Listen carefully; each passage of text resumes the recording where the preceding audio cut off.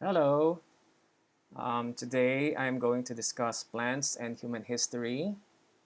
The goal of this lecture is to cite examples of the participation of plants in the development of human society through time. In this lecture, we will look at the historical use of plants in human affairs and human stories. So let's look at the history of plant use. Plant use by man it's been so long. It has started since time immemorial. And we could see that the experience of like the 12,000 years of human use of plants through trial and error, it has generated or it has produced 350,000 edible plant species, of which 2,500 are domesticated and 250 of it are fully domesticated. And how do humans choose which plants are economical? So here are some of the reasons that people have collected based on literature on about the criteria by early and recent humans on deciding which plants are important. So this is based on the early use and the recent use of humans of plants. So basically, if a plant appeals to senses like color, odor, or taste, this is pretty obvious. Then that is um, that is something important. For example, if a plant appeals to taste, then somehow it gives you an idea that it could be a good source of food. Now, certain plant organs have been found as food, like roots, like root crops, fruits, obviously, that's the most obvious one, leaves. So that's how they decide on which plant is important. Like, for example, they found cassava as a very economically important plant because the roots can be harvested as a food crop, as food, because the roots is a good storage of carbohydrate.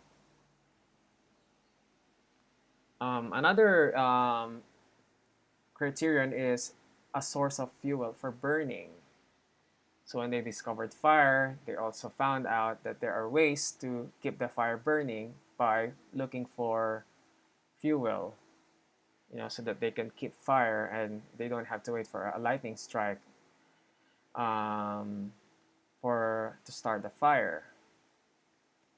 Um, this is quite obvious. Materials for dwellings, the next one, and ropes, and materials for clothing if they find plants that can be sourced for fibers, then that is particularly important. Then I think this one is the next one would be more of like the recent human society. So plant products as thickening food agents for medicinal purposes, um, conversion of wood into paper. We know that uh, communication spread easily when the records or accounts can be written on paper. And also, writing something on paper is a good form of storage of information that can be passed on through generation. And this is way better than um, passing the knowledge through oral tradition just by mouth, which can be lost and which can be modified significantly through time. Right, the long history of plants by humans shows the inextricable relationship between humans and plants. We can see how important plants are to humans because of a lot of benefits that plants provide to humans. So humans are dependent on plants. And we can see this inextricable relationship between humans and plants in historical events that involve politics, that involves science. And we can see also in human stories that there are human stories that mention plants, and somehow that indicates how important plants are and how common plants are. Like if they mention a specific plant in their story, that could indicate the how common that plant is in the area. So we will look at this two big things in this lecture. Now I want you to look at this video, very interesting video about two plants, tea, Camellia sinensis, and opium, which is from the family Papaveraceae. So I want you to find the connection between the two plants and Hong Kong being a colony of the UK. So let's watch this short video.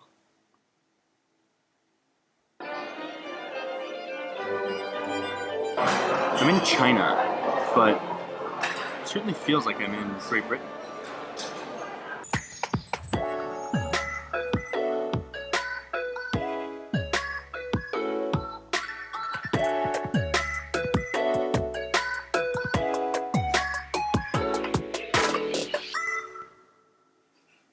Hong Kong, under British rule, has grown a modern Western city in an Eastern setting.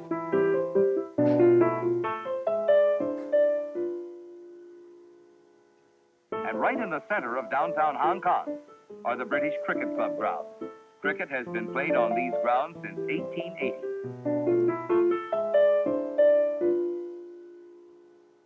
Hong Kong is a peculiar place. It's a British colony until just 1997, and because of that, the British culture here is so visible.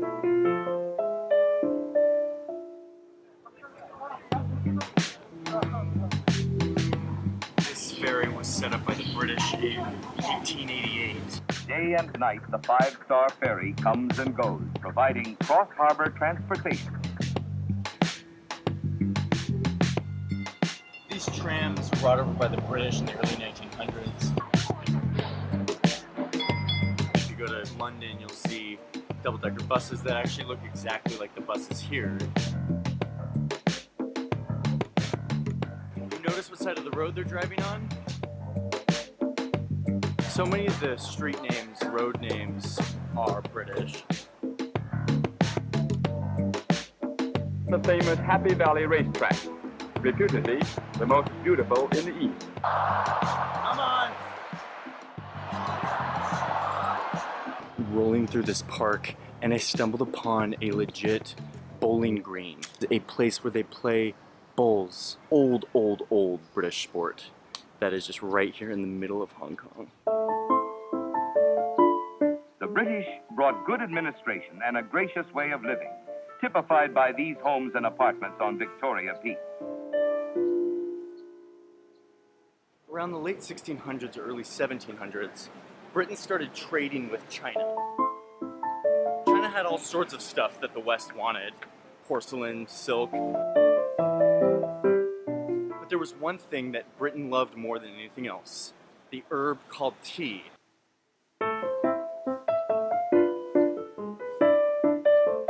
China was really the only place on earth that was producing tea on a massive scale, and the people back in Britain became totally hooked on it.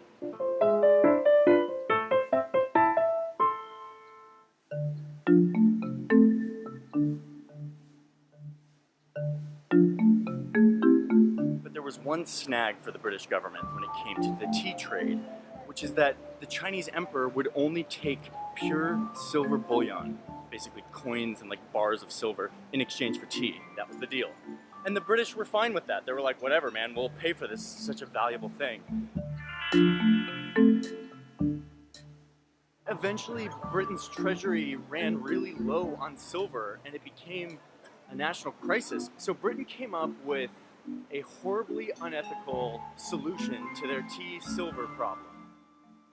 They started smuggling in opium, the highly addictive narcotic that was illegal in China. Britain would sell this opium in exchange for Chinese silver, which they then used to buy tea. And this was the solution to their problem, an illegal drug trade, which is just mind-blowing to me.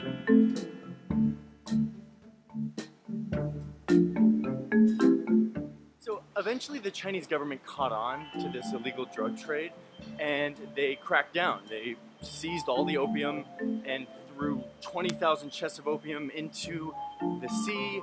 Britain wasn't happy about China seizing all of its opium, so it showed up with its big gunboats and started a war, the Opium Wars. They eventually negotiated a series of peace deals, and a part of those deals was that China was going to give this rocky island that didn't really have many people living on it to Britain. In the text of the treaty, they put that the British will have Hong Kong for 99 years. But the diplomat who negotiated the treaty said later that in his mind, 99 years was, quote, as good as forever, meaning they had no intention of ever giving it back. So Britain's thirst for tea brought them into a war with China that eventually gave them a new colony, Hong Kong, here in Asia. Hong Kong, a British colony, a tourist paradise for duty-free shoppers. China, communist China, lies only a few miles away just across the border.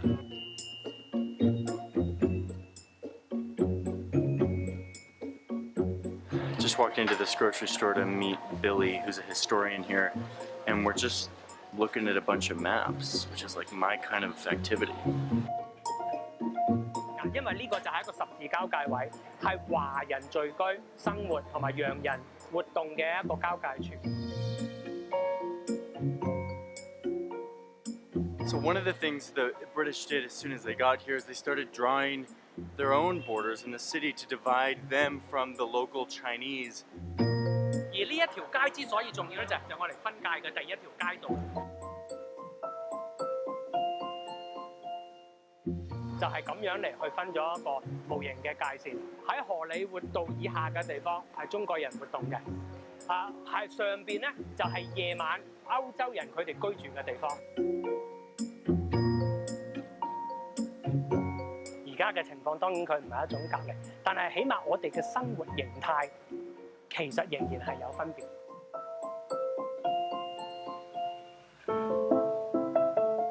But let's talk about tea again. It remains a symbol as to the different cultures that exist here in Hong Kong. British influence versus the Chinese influence. The British prefer milk in their tea with crumpets and scones and little cakes.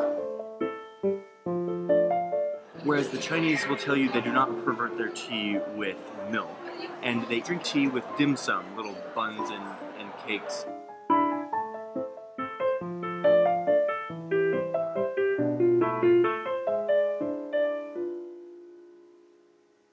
A British tea situation looks very different.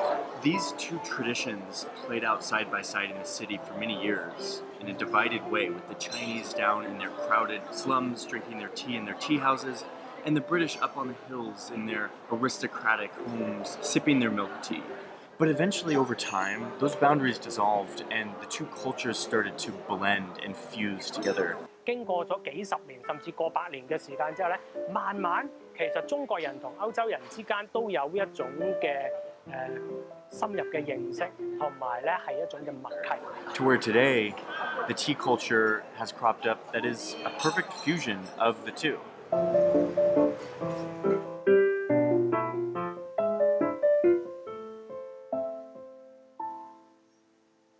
But I hate to break it to you, Britain, 99 years is not forever, like the British diplomat thought it was going to be. The actual handover ceremony is about to start. British rule officially comes to an end with a handover ceremony just before midnight. Five-star flag of China, soon to be sovereign over Hong Kong again. I should like, on behalf of Her Majesty the Queen and of the entire British people, to express our thanks, admiration, affection, and good wishes to all the people of Hong Kong. At the stroke of midnight, the Red Star flag of China will go up. For me, it was pure betrayal. Like, we're like being abandoned by the Brits. There was pride in this mix of like the Chinese values and I guess the Western values. An identity of a citizen is not like determined by your passport or something. It's something that you treasure, the culture you're living in. We feel lost in our identity. Our generation have very complicated identity. Yeah.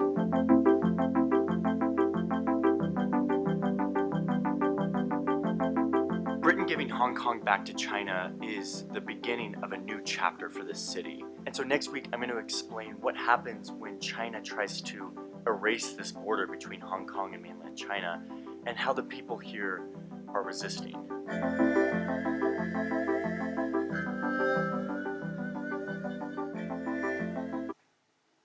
Right. So that was a very interesting video. So how do you want, what do you want with your tea? Do you want it just plain tea or do you want it with milk? I prefer either of them. So that is a very interesting video, and you can see how these two plants contributed to Hong Kong being a colony of the UK.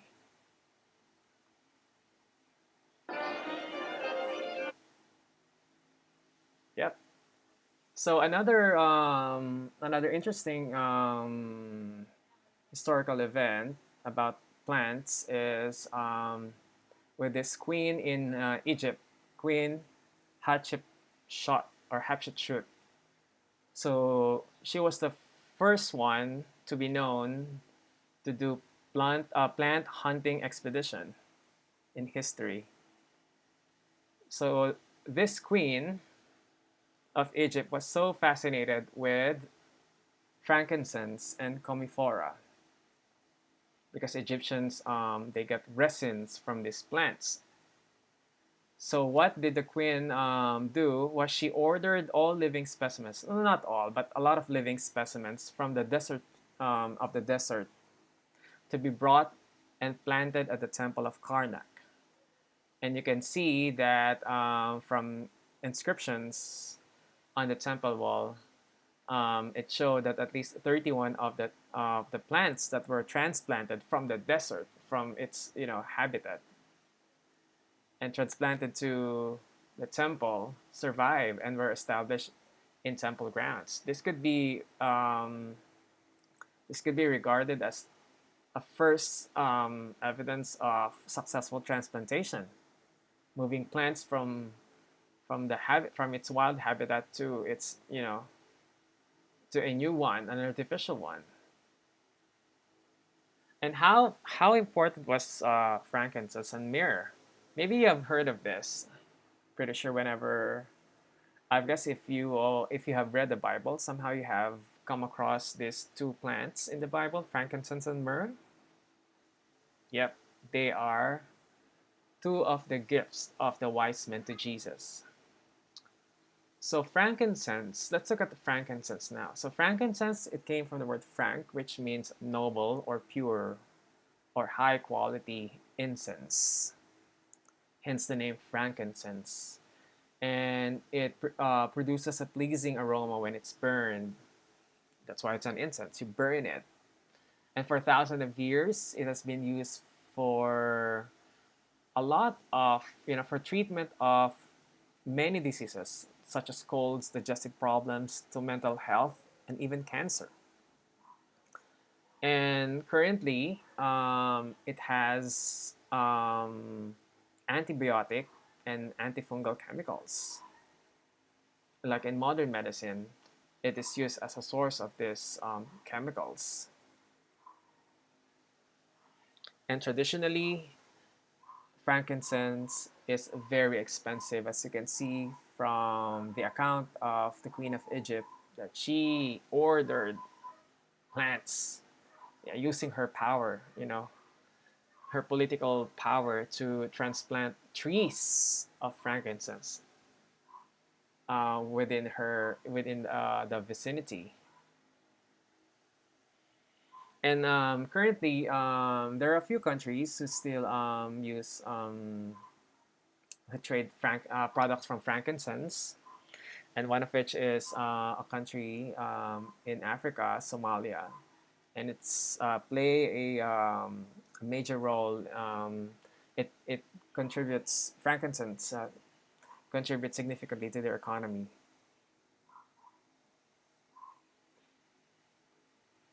Now another plant is myrrh, which is from Comifora.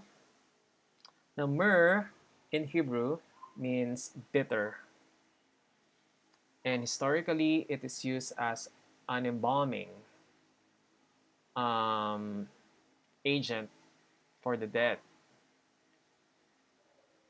And currently, there are traditional and Western use of these plants,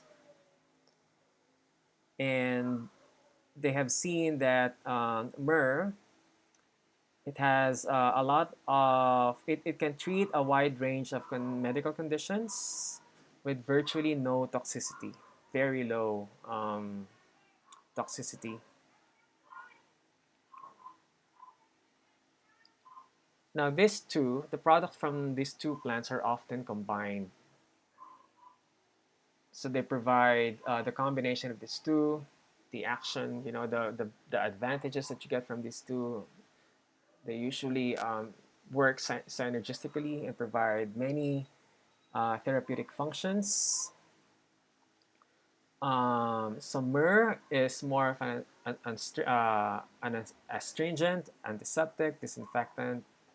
It's bitter and tonic, while frankincense is more of anti-inflammatory, blood vitalizing, and mentally uplifting. So if you combine these two benefits that you get from these two, so they augment. But not all plants, you know, can act like not all products from plants can act synergistically.